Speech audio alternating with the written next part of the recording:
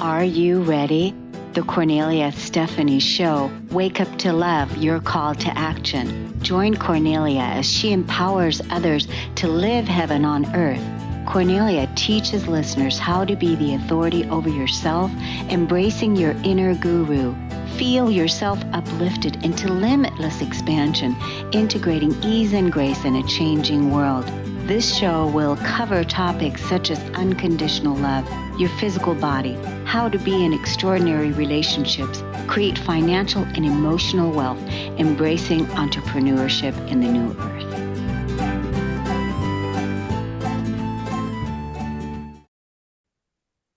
Hello, everyone.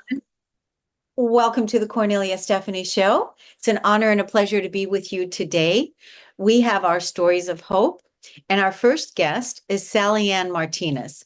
With over 4 decades of dedicated practice, Sally brings a wealth of experience to the field of holistic healing as a mindfulness and gratitude expert, guardian angel communicator, clairvoyant, psychic medium, seasoned Reiki master, and intuitive life coach. She has guided countless individuals on transformative journeys towards self-discovery and well-being, offering intuitive angel readings and Reiki energy healing for inside support along the way. Additionally, she specializes in home business energy clearing to create a balanced, revitalized spaces that foster focus, calm, and even appeal to potential buyers. She's also an inspirational speaker and workshop facilitator and available for various settings, including private parties. Her published works include Empowerment Through Gratitude, Journal, Vision Board Manifestation, In 5 Steps, Empowerment Angel Cards, and a contribution to cracking the rich code. Welcome to the show today, Sallyann Martinez. Hey, thank you, Kornelia. Appreciate that. Good. It's nice to have you. So we were talking before we came live, and you were highlighting that you used to be in corporate and then you got the call. Yeah. I was in the corporate world, New York City, for over 20 years and did big events, loved what I did, who I did it for. My team really was super blessed to be in that fabulous environment. I basically got to do whatever I want as long as I was on strategy. And so I loved what I was doing, but I felt that something was going to change. I felt this shift, and I thought, as I think a lot of us in the corporate world, we think, okay, maybe it's just time to look for a new job, because I had been there. So I had been there for almost 10 years. And when I first got hired, I remember telling my executive vice president, yeah, I'll do this till it's not fun anymore. And I called her up one day and I said, I think we need an exit strategy. This isn't fun anymore. And she said, what does that mean? I was like, I think it's time. I think I've, had this great run. We've been super successful, taught a lot of people a lot of things, but I think I need something else. And so I started to look for a job, like a traditional job. And, we planned my exit, and exit time came, and all of a sudden I don't have a job. And everybody's like, wait, you're the most employable person I know.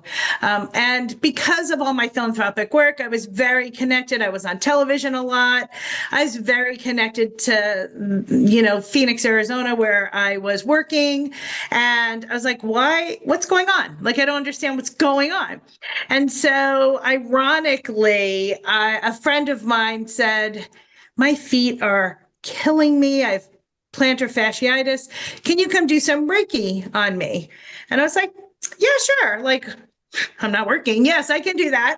And she said, tell me what's going on. How's the job hunt? What are you doing? And I was very thoughtful. And so I really want to encourage people to do this, because it really was my boing, my light went off for me.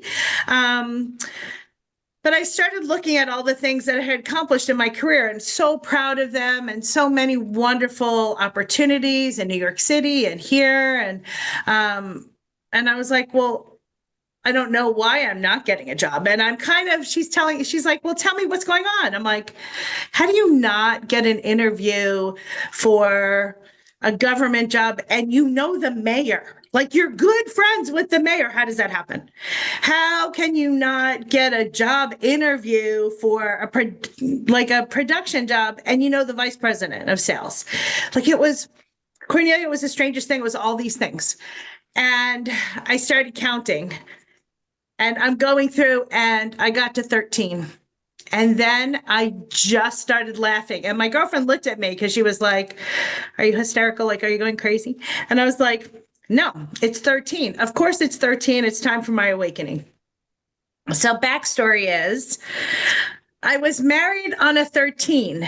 I did not want to get married on a Saturday, but it was the only day within like this window, these 2 months, that I could get married because my best man was coming from Germany. So I got married on a 13. My son was born 2 weeks early on a 13. My daughter was born 2 days early on a 13. Wow.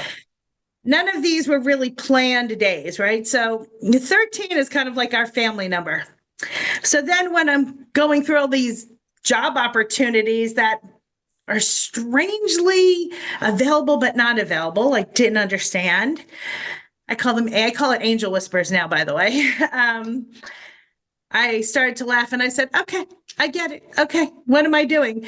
And my girlfriend said to me, well, it's because you're doing what you're supposed to be doing. Now, 30 years ago, I had my own business. It was a small business. I still had a corporate job. I did 2 things because, when you're in your 20s and your 30s, woo, you can do anything. You have boundless energy. And so this was about 10 years ago, 8 to 10 years ago. And she was like, you're doing what you're supposed to be doing. Do this. And I thought, okay. So I started a Facebook account. And my girlfriend, the one I was healing, she's like, we're going to work on your personal branding. I'm like, what does that mean? She was a professional photographer. She's like, come in, we're doing headshots. I'm like, okay. So she started me off and I went to order business cards. And I realized the day I went to order my new Heaven's Light Wellness business cards, it had been 1 year to the day that I created them. I'm like, okay. And my husband's an accountant, right? My husband is like a computer guy, a numbers man. And I'm so I was an event manager. I was a marketing director. I was a vice president of, collateral. So I think in color in a different way. And he's like, you should do this. I'm like, really? So I've known this man for 36 years and I've never given him an angel reading because it scares him. And I'm like, that's okay. It's not for everybody. He totally believes, he understands, he asks, but he doesn't want like a personal reading. And I get that, right? And so the business just kind of started, is what I would say. I just took the leap. I had faith that this is what I was supposed to be doing. And I talked to my college girls. There's 9 of us that were still friends from college. And I called them and I was like, okay, girls, am I crazy? Like, should I be doing this? And one of them specifically said, it's about time. And I was like, what? And she goes, it's about time. The world is tired of waiting for you. It's about time. You need to do this. You should have done this 10 years ago.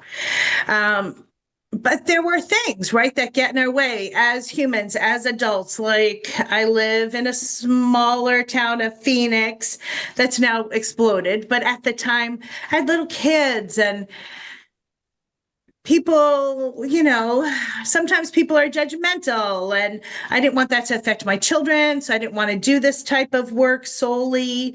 There's always a reason.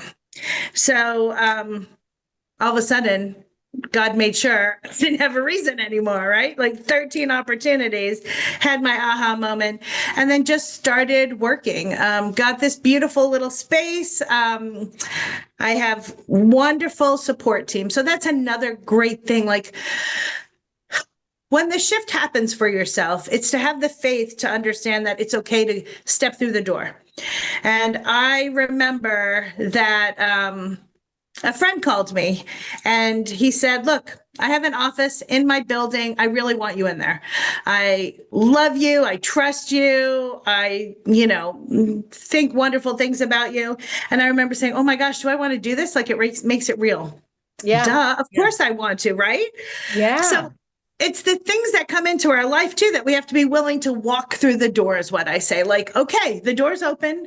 Am I going to walk through that door? Am I going to become professional? So I'm not just doing it on the phone. And I have to tell you what a blessing in my life. I mean, within the first month, I remember I actually was sitting on the couch and I sat down on my couch in my living room and I was like, it's 4 o'clock on a Tuesday. Like, I think I sat on my couch like once out of the whole week because I was working 60 hours a week and being a mom and being a wife. And I was shocked. I was like, I'm sitting here on the couch, like this is unheard of. And my husband said, by the way, just so you know, you just made more money this month than you did working 60 or 80 hours a week for the corporation. And gosh knows it's not about money. Money's just an energy exchange, right? It's not about money. But it was a way for God, source, universe, whatever your language is, to prove to my husband this is what I was supposed to do, and to prove to me that this is what I was supposed to do, and I had his support, right? Because I'm good at what I do. But you need the aha moments to prove it to you, and they'll show you in strange ways. So really, I want to be able to tell the audience before, it's amazing the story that you've lived in going from one transition to the next. And now you are offering readings and you're offering support to so many others. I want to be able to let the audience know what your social media handles are, so people that are listening to you, that they can find you. So give us your social media handles and your website.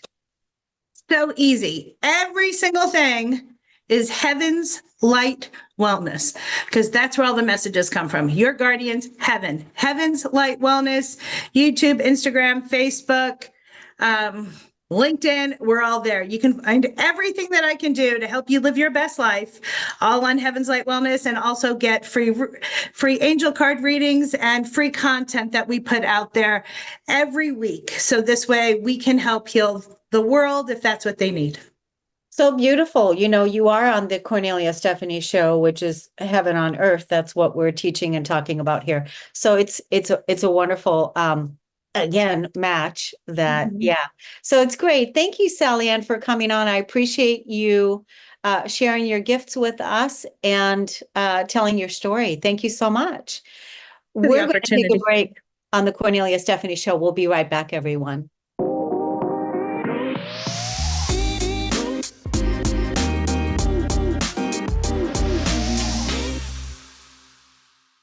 Welcome back, everyone. It's Kornelia Stephanie here. It's an honor and a pleasure to be with you today. Our next guest on Stories of Hope is Sarah McDavis. She likes to do a lot of different things. Sometimes that causes problems, but usually it keeps her in the right amount of busy. Sarah is a children's author, illustrator, digital presence educator, book coach, kids yoga instructor, and founder of Wonder Creek Media and the Start Effect in Pittsburgh, Pennsylvania. Wonder Creek Media is a children's media company that creates entertaining and informative books, mini character designs, and more. The first book for kids 7 through 10, Octo, Pi, and the Missing Egg, is out now, and the second is scheduled for summer 2025. Welcome to the show today, Sarah McDavis. Hi, thank you so much for having me. I'm really excited to be here. I like the name of your company, Wonder Creek. Thank you. Yeah, my kids actually helped me come up with it. We kind of brainstormed a lot of different things and threw out different ideas. And we ended up putting together a couple of different people's thoughts. And yeah, so it was a whole family activity. That's wonderful that you, that you included everyone, and Wonder Creek. I think that's a beautiful, it sounds magical. Oh, thank you. I think it's pretty fun. It's a great place for me to hang out. So yeah, and it sounds like fun is your message. Yes. Yeah. Fun, creativity, curiosity. It's something that kids are innately good at if we let them have the space to do that. But we as adults, as we get older, we tend to lose that element, not only of creativity, but the idea that we can play, and we can play just to have fun, just because we like it, just because we want to do it. And I think that's something that all of the responsibilities and the to-do lists, and I like to call my space a no shoulding zone, because should has this like kind of overarching feeling of being a burden or being fortified in guilt and shame. And if we should do something, that feels really heavy. But if we change it to we could do this, I could do this, I could do that, make it a game, right? Just bring in play to everything. And it just makes everything a little bit lighter, and we can have a little fun while we do it. Yeah. So like right now, this is a really big time for us, for a lot of people. How do we, right, bring in play in our everyday life? I mean, what are some of the steps that we can take? Yeah. So one thing that can be really hard, because sometimes, especially when we're feeling stressed and we're feeling like really tight and things feel super serious, we end up with this in our hand and we're just scrolling, right? And we do it as adults, and we see our kids and our teens doing it. And so the number one thing that I tell all people, myself, my family, put it down, put it in a box, put it in a drawer, put it so you can't see it and even just if that feels like a lot, set yourself a 5-minute timer and see what happens.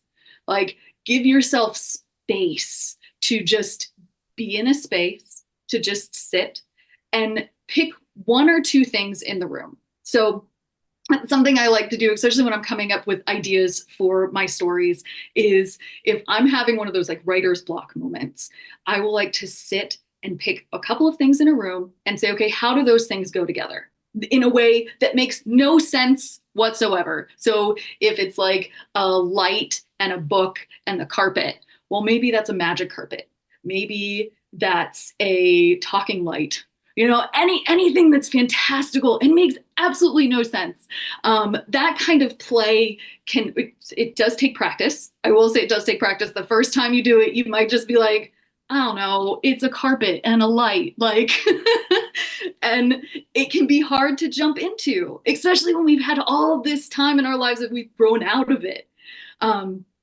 But getting into that space and taking just a little bit of time to think about things a little bit differently can help with problem solving. It'll boost your creativity. It's going to help you reduce stress.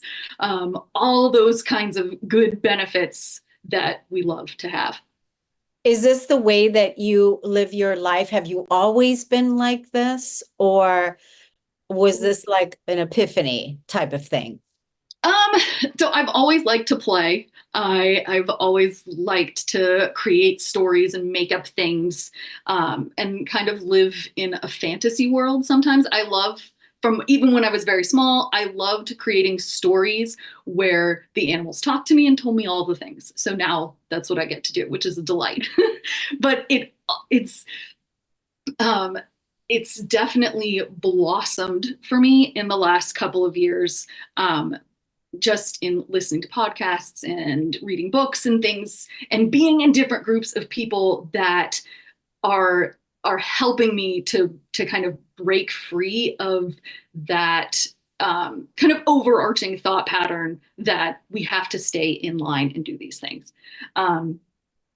So I was actually in a group of entrepreneurial women, all moms, all homeschooling moms, and we were just chatting around about how we were all people pleasers and we had to do things for other people and everybody else came first. And one of the women in the group, Beth, had a mic drop moment. She just stopped, stared at all of us in the Zoom room and said, wait, what if we were the people we were pleasing? And we were all like, that's an option? I'm sorry. Right. And that that one line, actually, I keep coming back and back to it because that was the one that like told me to remember who I was and to come back to say, no, you do like to play. You do like to jump into things. You like to make stuff up. It's fun. You like to have fun, and having fun is okay. And so that's kind of been that was a big turning point for me. Yeah, it's almost like you gave yourself permission, that flipped on a switch of some sort, and you gave yourself permission to really be yourself. Mm-hmm. Right? To really be yourself. Yeah, and exactly. By us being ourselves, when we are really fully ourselves, doing what it is that we naturally like to do, Mm-hmm. that's part of our nature.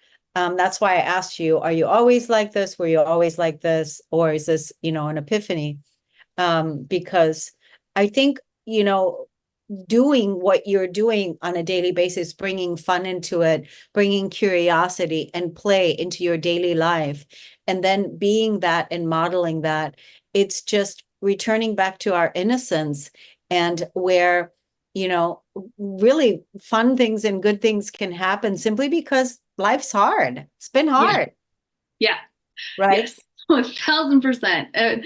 And we have to be mindful, which is also hard. I know that's hard, that we are making a choice to sit in that hard space and either find the path that's going to lead us somewhere that's going to help us help others, or kind of sit and stew in a space, which I've been there too, and have stewed and stewed and stewed, and being able to climb out of that and change and find all this joy just makes going through those hard things a little bit easier. That's amazing. Find all this joy. That's great.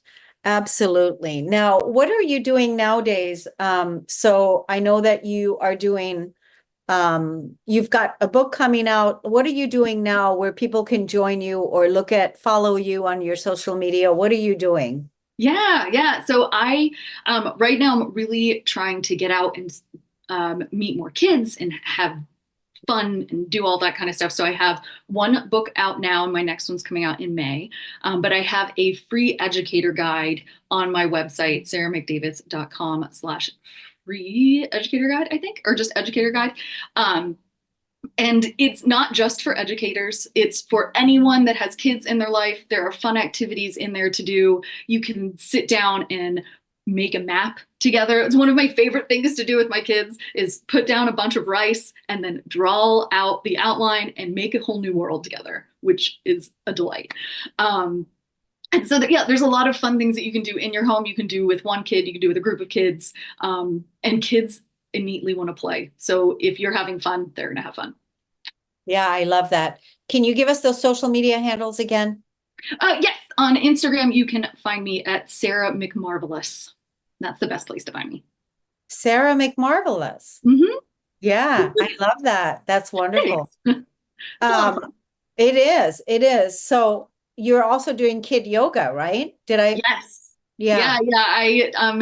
I do it at school visits I go to. I'm doing a couple of other things in the Pittsburgh community. I also do monthly yoga classes at a bookstore, which is one of my favorite places to be. So that's a lot of fun. And kids yoga is very different from adult yoga. I take adult yoga myself, which is a very nice space for me. But kids, it's a lot of up and down, because at the end you want them to be a little bit tired, or they will not sit still for the 2 or 3 minutes we want them to reflect a little. Yeah, good. Well, this all sounds fun. I think, that just sounds so great. While you were talking about all your homeschooling moms that were with you, I was just thinking how much the world has changed in like this last 12 years, for instance, because Mm-hmm. now homeschooling has become normal to Yeah. where 12 years ago, that was not the case. So it's Mm-hmm. very interesting to see, where we're going even now in 12 years from now. But what if we can bring more play back into our daily lives? So Yes. wonderful, All for wonderful it. message. Awesome, Sarah. Thank you so much for coming on. I appreciate that. Thank you so much for having me. It's been a blast. Yes. We're going to take a break on the Kornelia Stephanie Show. We'll be right back, everyone.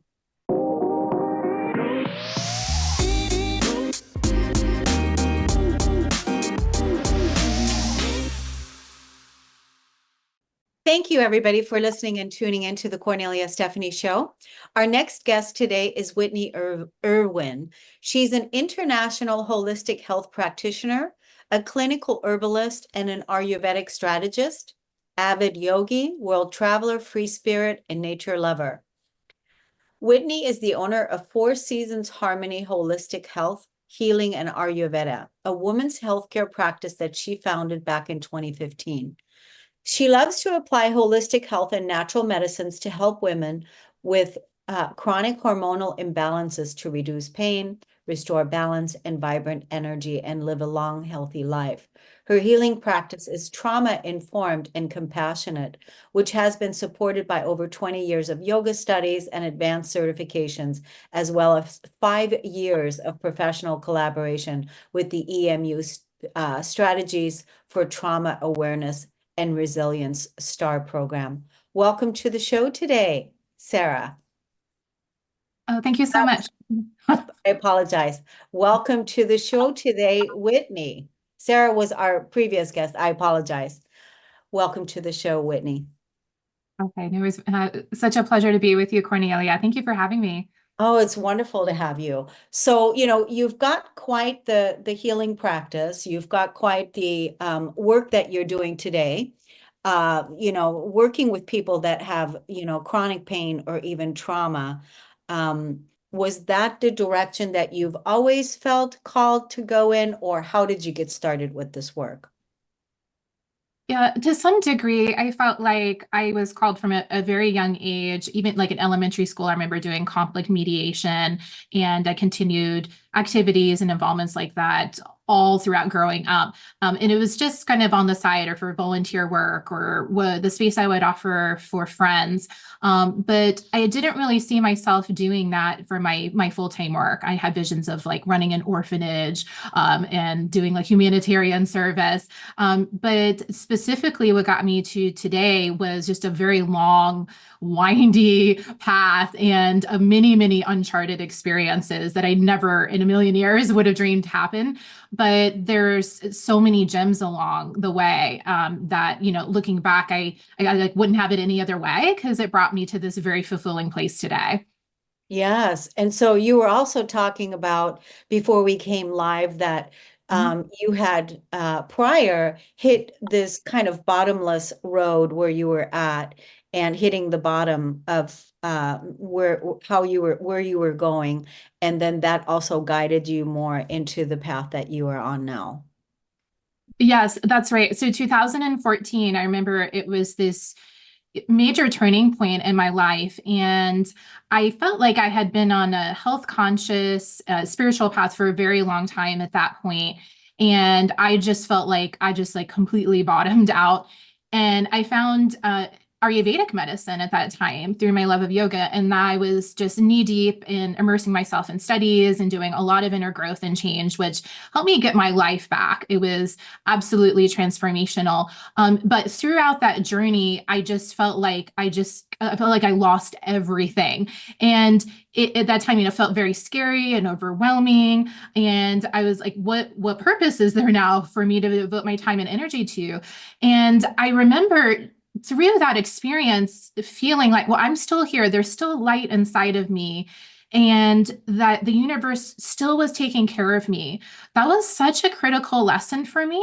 And it helped me embody new non-negotiables in my life regarding my health and healing. And today, people often have no idea that I've been through that. And, I feel like I'm living a very healthy and vibrant life, and I'm serving women full-time in my practice. But I see so many women that may feel so alone that may not know like the depths of what other people have gone through. So I just wanted to share how actually like that was very helpful for me, even though it was incredibly difficult to go through. Yeah, so it sounds like, where you're at now, it shows you the resilience of how far you've come and how resilient you are. And also that, because you said you had been practicing, you had your rituals and, your spiritual life, and that was prior to the Ayurveda. And that then when you started going into those studies, it seemed like that's when everything started clicking into place. but throughout all of that, you really had to trust in that depth and that you were being taken care of. Exactly. Yeah. And I hadn't done it in that way before, not that fully and completely. And I thought that I had. And then it was just like this new level of energy about me. And even though things still took time to build up, from the ground up, it took time and intentionality. But I just felt like that was a reason that I became successful later on. And not to sugarcoat that at all, but it was very, very beneficial in the long term. I'm thinking of when we're talking about the depth and the bottom falling out, I'm thinking of Pluto, in astrology, and it's going deep and, putting roots there in your foundation of the depth of what you want to build upon at Pluto and Capricorn journey that we've been on. And so I just, I think it's wonderful that you've experienced, because it wasn't easy, like you said. It wasn't something that was easy to do, and most people didn't even really know that that's what you were experiencing, but you were really going deep. Yes. And, I had a graduate degree at that point. I was thinking I would have a career that was like a very stable life for many years to come. And ultimately realizing that that was not my path at the time.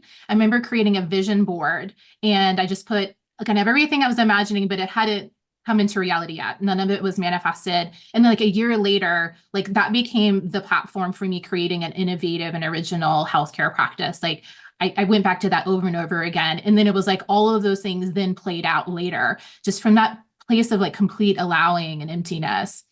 That's awesome. I love that. I love hearing that. Yeah, when we can just be with what is and allow the universe to support us and the next steps to be revealed, even if it's just one next step.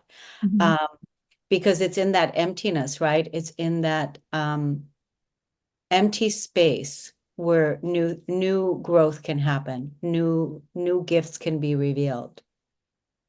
Yes. And I feel like looking back, it was a feminine energy as well. And it helped me get more familiar with relaxing into that, because that's something that helps me stay in balance, so dramatically today. And I didn't see as many models like allowing more feminine energy in. And that helped me feel like there's nothing to fear there. It's okay. And there's still love and connection and support, like no matter what shows up on our process. Yeah, it's so important, that feminine energy that we have to, she is magnetic and she's receptive and she's receiving. It's not just all about the doing and the ambition and whatever, the masculine energy in us, right, has been, going forth to do, but also that the feminine is allowed space and actually even to lead. Yes. And I mean, a total jet setter. Like nobody in my family had started a business. My grandfather was very successful working in economics and was like a dean of a school of business, but just no modeling at all. And so it was so much of me going out on my own, which I think sometimes is that like Pluto energy. And I just felt like this leaning into that feminine energy on all levels held me so much. And I realized that that's an exquisite place to direct my life in a way that feels truly fulfilling, and not so much for external motivation, but more so for like internal intrinsic motivation. Because really, that's where everything is born from. If we can really relax and allow from that place, it's not an easy place to get to, but once we get to it, from that place, we can find our stability in there, inside. It's a very interesting place to be because, like you said, that's not how we were raised and conditioned or where we were from, right? It's deeper. And I think, us allowing that feminine energy in all of us to uh take leadership, have space. And a lot of times when we don't know the next steps is to just still be in allowing. Yes, definitely. And I go back to that time, and I just had a reflection earlier this week. I was like, oh, there's like a wave coming up. And I was like, but remember what you went through, and like you'll be okay. So it's been such a powerful experience to reflect on whenever I need that wisdom, because there's still challenging moments and there's unpredictable things that life throws our way. And for me, that's happened so many times since then. It wasn't like, oh, suddenly like life was a magical roller coaster. Yeah. Sometimes, yeah. Like I was like, oh, I can go into that inner grit, and like I know that I can get through genuinely. And there's a real peace there. I feel like I can access much more easily now. Yeah. So what are you sensing? You said there's a wave coming. Do you feel this is a collective wave or is it personal? Oh, oh, both. So, yeah, certainly we've had so many different, I think, auspicious collective events happening, and I feel like sometimes I'm in this story of like I'm just completely isolated from what's going on in the collective. I'm like, it just feels like this is just my personal story, and then I start talking to a lot of other people, and I'm like, wow. A lot of other people are feeling it too. And so I feel like we're so interconnected, and I'm definitely feeling a wave now. Okay. Yeah, definitely feeling the change. That's for sure. Well, are you working with people one-on-one? How do people find you? Give us your social media handles. Yes, I specialize in one-on-one women's health work. And on Instagram, I'm Whitney underscore Four Seasons Harmony. Feel free to interact with me there anytime. And I love to help women with chronic hormonal imbalances, embody and restore more vibrant energy, feel better in their body, mind, and spirit, and live a long, healthy life. Yeah, that's beautiful. I love that. I also love, where you're at in and even what you're calling your business, the Four Seasons. It's beautiful because it reminds us of nature as well, doesn't it? And that's where, a lot of our healing takes place in nature, with nature. It's so true. Yeah, it's three like brief descriptions of Ayurvedic medicine and how it works. One is living in harmony with nature. And that was something I really dove head into first in 2014. Opposites balance, and consciousness is one of our best medicines. So yeah, just setting up an environment that helps remind me of those things every day. And yeah, just breathing in the fresh mountain air and the beauty of nature. It's so healing. Thank you so much, Whitney Erwin, for coming on the Kornelia Stephanie Show and for sharing with us all these beautiful gifts that are all within us and that we can all access. We're going to take a break on the Kornelia Stephanie Show. We'll be right back.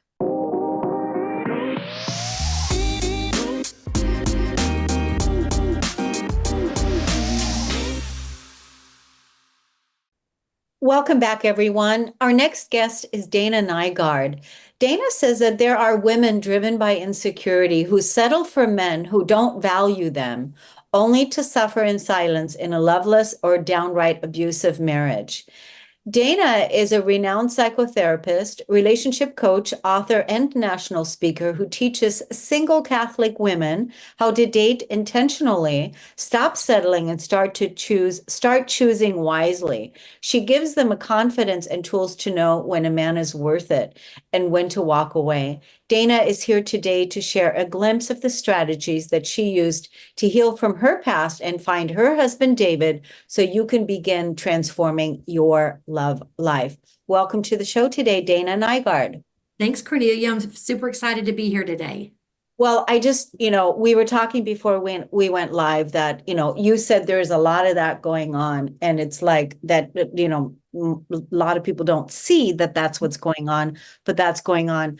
But then when I was reading your bio and it said you help Catholic women, it brought up the question for me that, when Catholic women are married, I don't know what the vows are, till death do us part, or whatever the religious thing is that, you have to settle and put up with things. Is that a part of it? No, that's a great question. So when you marry in the Catholic Church, you marry for life, right? The Catholic Church says, though, however, you're not supposed to be abused. So if you're being abused, then you're not helping each other get to heaven. And God did not put you on this earth to be abused. So even if you have to separate from your spouse, the church is going to support that if you're in this terrible situation.